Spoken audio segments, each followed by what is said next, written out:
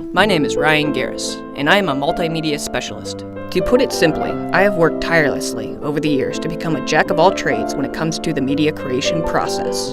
My work has taken me to some pretty remarkable places, and I've met some pretty remarkable people as a result. You won't usually find things in situ, which means that they're in place where they died.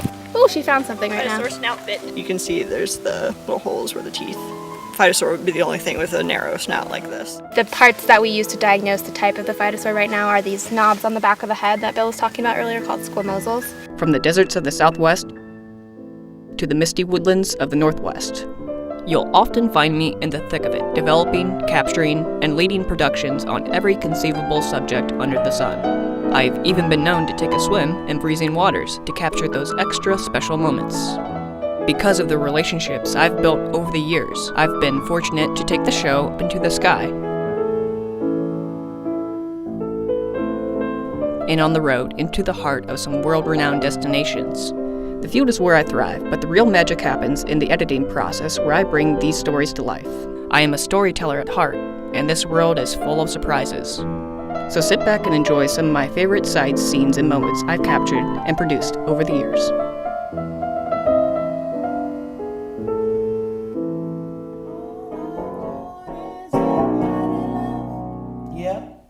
I did a lot of summer stock, a lot of theater. You know, I did Godspell in New York, and music has been my whole life. You know, my sister did hair on Broadway in New York, my sister Paulette, who is on dialysis as we speak. 15 years she's been on. She's a real hero of mine. What do you think has been her main driving force? I think that God has been who she's held on to.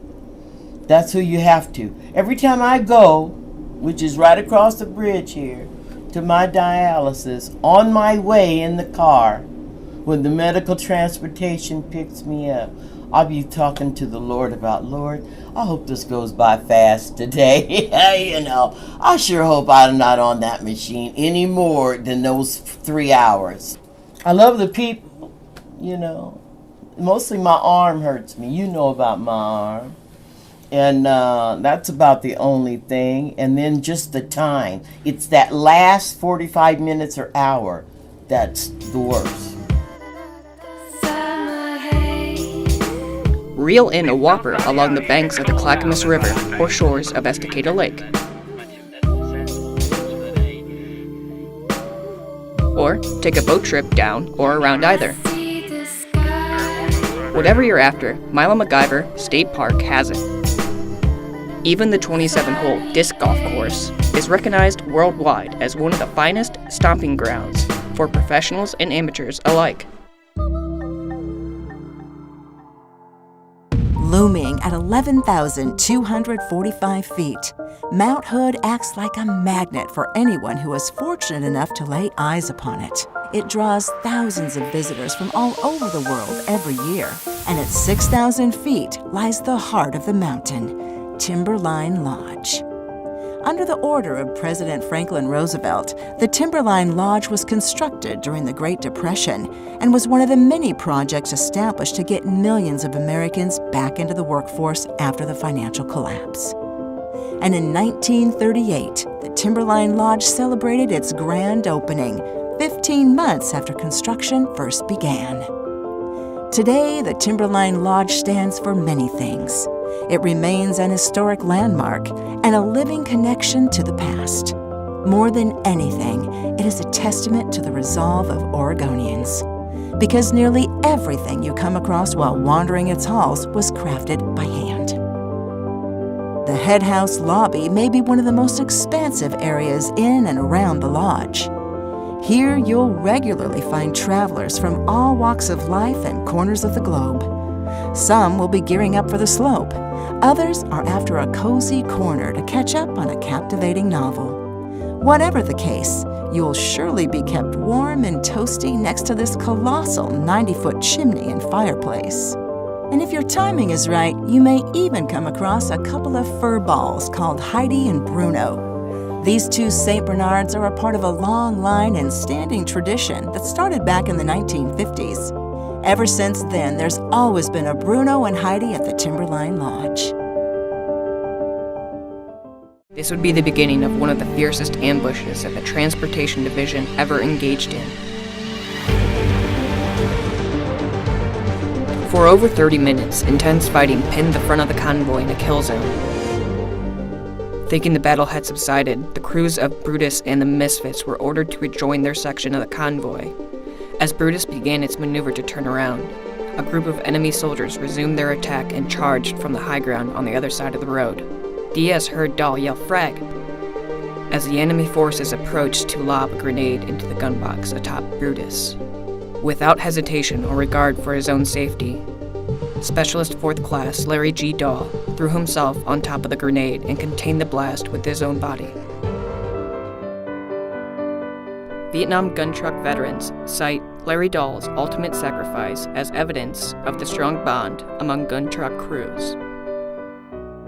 Larry Dahl was 21 at the time of his death and has since been laid to rest at the Willamette National Cemetery in Portland, Oregon.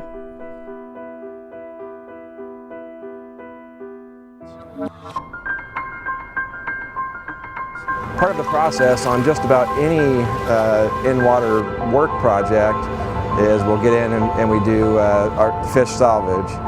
And usually it's a few of the bridge team members that are manning nets, and we'll run the electrofisher through our isolated project area, and we'll get out every single last fish, aquatic organism that we can find in the project area. You got one? Sculpin? Yeah. Okay.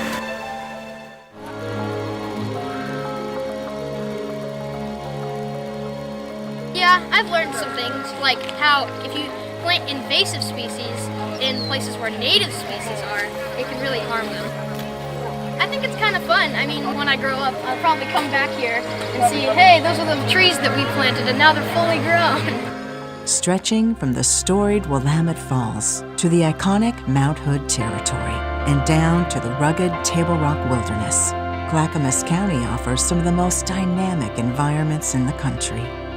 And when it comes to fishing, Clackamas County stands apart with a variety of diverse adventures packed into an easily accessible landscape. Seemingly endless amounts of serene alpine lakes and reservoirs lay in wait to be discovered.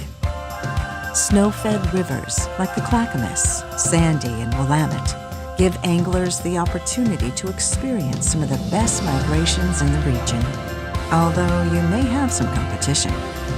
From tranquil shores, sturdy docks, and boats of all varieties, fishing in Clackamas County is a year-round experience that can be whatever you make of it.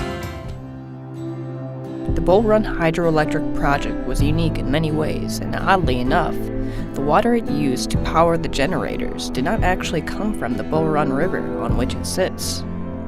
Instead, two massive concrete dams diverted water by pipe and flume through tunnels and rocky terrain to the Roslyn Lake Reservoir.